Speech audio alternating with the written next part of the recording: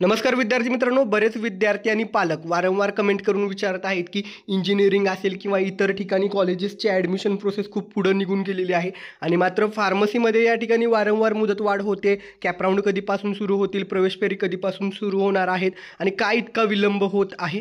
तर याचं नेमकं कारण काय, मी यापूर्वी अनेकदा सांगितलेलं होतं की कॉलेजेसचे जे अप्रुव्हल आहेत, मान्यता मिळणं आहे, ती प्रोसेस या ठिकाणी सुरू असल्यामुळं विलंब होत होता. शिवाय त्या ठिकाणी महाराष्ट्रातले असे अनेक कॉलेजेस आहेत की त्यांच्याकडं फॅसिलिटीचा अभाव आहे, तरी देखील वेगवेगळ्या मार्गाने त्यांना मान्यता मिळालेल्या होत्या. आणि आता मात्र या ठिकाणी आपल्या महाराष्ट्रातील तंत्रशिक्षण विभाग जे आहे, टेक्निकल एज्युकेशन DTE जे आहे, त्यांच्यामार्फत या ठिकाणी राज्यातल्या जवळपास 175 फार्मसी महाविद्यालयांना, कॉलेजेसना कारणे दाखवा नोटीस देण्यात आलेली आहे. अर्थात त्यांच्याकडे ज्या काही त्रुटी आहेत त्यांची पूर्तता करणं गरजेचं आहे आणि ते होत नाही तोपर्यंत प्रवेश प्रक्रिया ही विलंब होत राहणार आहे, त्याला डिले होत राहणार आहे. तुम्ही बघू शकता कारणे दाखवा नोटीस ज्यांना दाखवलेलं आहे त्यामध्ये मुंबईमधले 13 कॉलेजेस आहेत, पुण्यातले 21, नागपूरमधले 39, छत्रपती संभाजीनगरमधले 55, एकूण 128 कॉलेजेस आहेत. यामध्ये तुम्ही बघू शकता डिप्लोमा आणि डिग्री अशा दोन्हीचे वेगळे जे कॉलेजेस आहेत त्यांना कारणे दाखवा नोटीस दाखवण्यात आलेले आहे आणि या कॉलेजेसची जी यादी आहे ती DTEच्या वेबसाईटवरती जाहीर करण्यात आलेली आहे.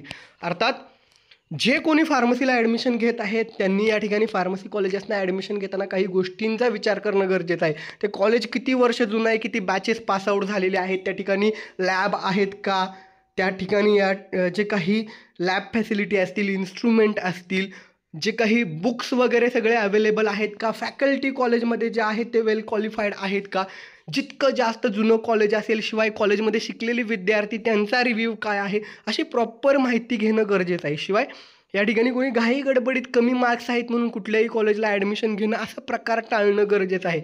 या गोष्टी विद्यार्थी पालकांना माहीत नसतात, यासाठीच हा व्हिडिओ बनवलेला आहे.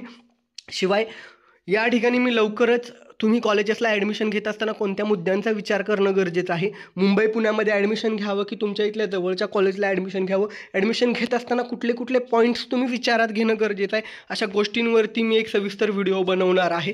एक विनंती आहे, आपले 95,000 सबस्क्रायबर्स पूर्ण झालेले आहेत आणि 1,00,000 सबस्क्रायबर पूर्ण व्हायला केवळ 5,000 सबस्क्रायबर्स बाकी आहेत आणि तुमची सोबत असेल तरच ते लवकर पूर्ण होईल. आता कॉलेजेस कधी सुरू होतील, तर मागच्या वर्षीचा एक्सपिरियन्स विचाराल तर मागच्या वर्षी नोव्हेंबर-डिसेंबरमध्ये फार्मसी कॉलेजेस सुरू झालेले होते आणि आता जर ही अप्रुव्हलची प्रोसेस आणि या ठिकाणी कारणे दाखवा नोटीस आणि ही सगळी प्रोसेस पूर्ण व्हायला जर 1 महिनाभर गेला तर साधारणपणे ऑक्टोबर-नोव्हेंबरमध्ये कॉलेज सुरू होण्याची शक्यता आहे.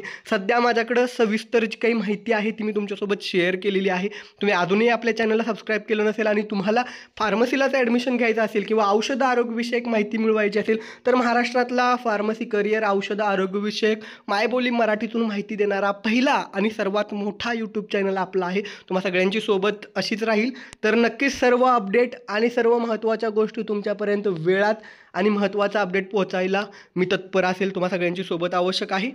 व्हिडिओला लाईक करा आणि हे महत्त्वाचं अपडेट आहे, कारण ॲडमिशन घेत असताना अनेक जण घाई गडबड करतात, तर त्यांच्यापर्यंत हे महत्त्वाच्या गोष्टी, कॉलेज PCI अप्रुव्हल असणं गरजेचं आहे, कॉलेज जुनं असणं गरजेचं आहे, कॉलेजमधल्या फॅसिलिटी ही माहिती अनेकांना नसते. त्यामुळं त्या सर्व पालकांपर्यंत हा व्हिडिओ शेअर करायला तुम्ही विसरू नका. तर जे काही महत्त्वाचं अपडेट आहे ते वेळोवेळी पोहोचवलं जाईल. आपल्या चॅनलच्याच प्लेलिस्टमध्ये अनेक व्हिडिओ आहेत, कॉलेज निवडताना काय काळजी घ्यावी वगैरे, हे व्हिडिओ पहा. शिवाय तुमचे डाऊट्स कमेंट करा, त्याची उत्तरं येणाऱ्या व्हिडिओमध्ये दिली जातील. ही माहिती आवडली असल्यास व्हिडिओला लाईक करा, सर्वांसोबत व्हिडिओ शेअर करा. धन्यवाद.